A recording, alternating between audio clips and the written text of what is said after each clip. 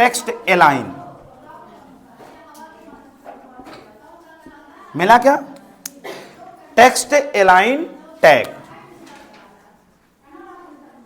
ध्यान रखिएगा ये भी फॉर्मेटिंग का ही एक हिस्सा है ना। बाकी अगर आप पढ़ना चाहो तो इसको मेन हेडिंग से भी पढ़ सकते हो, गलत नहीं है, समझ सकते हो। टेक्स्ट अलाइन, अलाइन मतलब मिलाना। आपने पिछले सेमेस्टर में भी एमएस वर्ड में कितने प्रकार के लाइन पढ़े थे? शायद 4, left, right, centre and justify. यहां 3 चलेंगे। कितने? 3। एक लेफ्ट बाय डिफॉल्ट रहता है, दूसरा सेंटर और तीसरा राइट चलेगा। तो सर जब कभी भी हम अपने पैराग्राफ में कोई विशेष हेडिंग को या विशेष शब्द को या किसी भी लाइन को चाहते हैं कि पेज के कहां आए? बीचों बीच पे आए, यहां आए सर, सेंटर पे आए या राइट पे आए सर, या लेफ्ट तो बाय डिफॉल्ट रहता है, लेकिन अगर चाहते हो कि सर लेफ्ट पे भी हमारे कहे से आए तो तुम लेफ्ट अलाइनमेंट का भी प्रयोग कर सकते हो। तो सर इसके लिए हम अलाइन एट्रीब्यूट का प्रयोग करेंगे। कौन से एट्रीब्यूट का?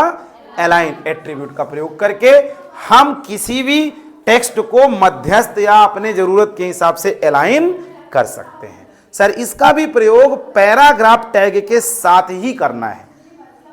आप चाहो तो बिना पैराग्राफ के भी इसका किसी और टैग में भी इस्तेमाल कर सकते हो।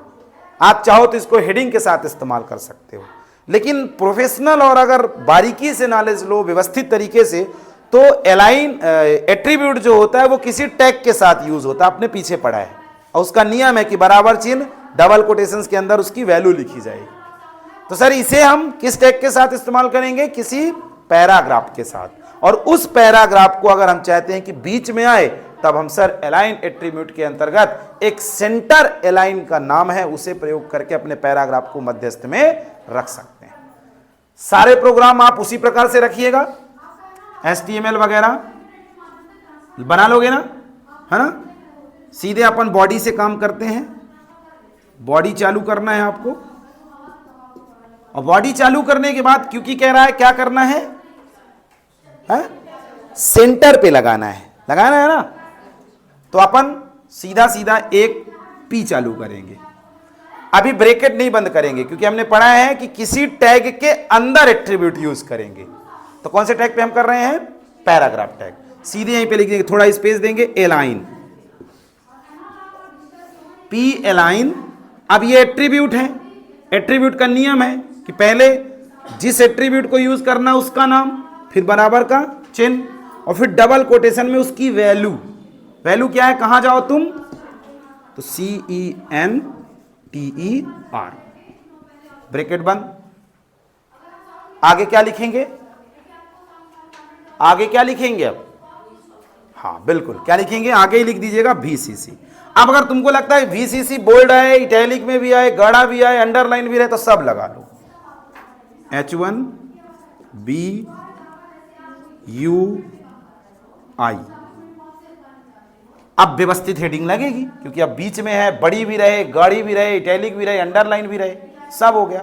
और आगे यहां पे क्या करोगे आप?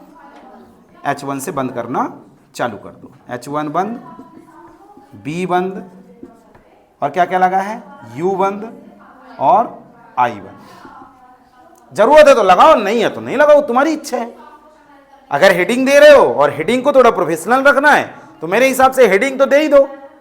मध्यस्थ पे रख रहे हो तो हेडिंग तो लगा लो, बोल्ड कर दो उसको।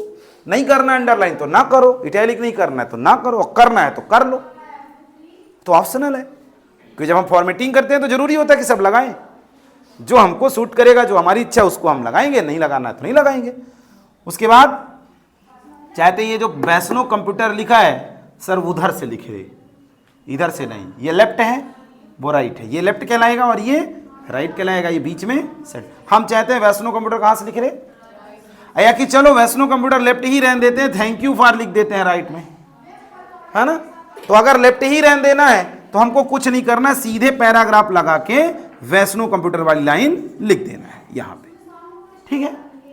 कोई फॉर्मेटिंग देना है तो दे लो, नहीं देना तो नॉर्मल लिख दो। और उसके बाद इसको चाहते हैं कहां आए? राइट में। तो एक पैराग्राफ और लगाओ, पी अलाइन बराबर, ये सेंटर में था तो बीच में आया, और इस पे कुछ नहीं दिया तो बाय डिफॉल्ट राइट ही रहेगा, सॉरी लेफ्ट ही रहेगा। अब हम चाहते कहां आए, राइट पे आए, डबल कोटेशन ब्रैकेट बंद, और उसके बाद ये लिख दो थैंक यू फॉर जो जो लिखना है, और उसके बाद बॉडी को बंद करो और HTML को बंद कर दो, सेव करके रन करो। ठीक भैया, नकल नहीं करो, बोर्ड का कभी उतारा नहीं जाता, ये छोटे बच्चों का काम है। कभी भी बोर्ड का कॉन्सेप्ट नहीं लिखो आप, हाँ ऐसी चीज को लिखो जो आपको थोड़ा परेशान करने का प्रयास कर रही है। आपको अगर लग रहा है कि अलाइनमेंट हमको परेशान करेगा, तो अलाइनमेंट को आप लिखो कि अलाइनमेंट सर एक एट्रीब्यूट है जो किसी टैग के साथ प्रयोग में लाया जाता है, और ये हमारे पैराग्राफ को हमारे वेब पेज में कहां लाना है इसको मेंटेन करने का काम करता है। क्योंकि अलाइन को हिंदी में मिलान कहा जाता है, और मिलाने का मतलब है पैराग्राफ को कहां से मिलाना है वेब पेज में। इसके लिए सर हम अलाइन जैसे टैग का प्रयोग करके, या यूं कहें टेक्स्ट अलाइन टैग का प्रयोग करके ऐसा कर सकते हैं। ठीक है, कहां पे दिक्कत आ रही बताओ, कहां पे लाइन बताओ पहले भाई, ये तो क्लियर है ना। बॉडी हमने नहीं लगाया, टाइटल वगैरह नहीं लगाना, नहीं देना टाइटल, नहीं देना, बात का टाइटल लिखा रहेगा। अब यहां से कहां दिक्कत है, अलाइन तो अभी हमने पढ़ा कि हमारे टेक्स्ट को हमारे हिसाब से मिलाएगा। ये सर एक एट्रीब्यूट होता है जो किसी टैग के साथ आएगा। इसका नियम है कि इसका नाम, तो इसका नाम अलाइन है, और फिर बराबर का चिन्ह, डबल कोटेशन में वैल्यू, वैल्यू क्या लगाना है तुम जानो, लगा देंगे। जितनी बार लगाना होगा उतनी बार लगाएंगे, जहां लगाना होगा वहां लगाएंगे, है सीधा सीधा है। जहां हमको जरूरत होगी वहां लगाएंगे सर। तो जैसे हमको जरूरत थी कि ये वाला जो डाटा VCC लिख रहा था अभी लेफ्ट में, उसको कहां लाना था, सेंटर में, तो हमने लगा दिया इसको, यहां देख सकते हो।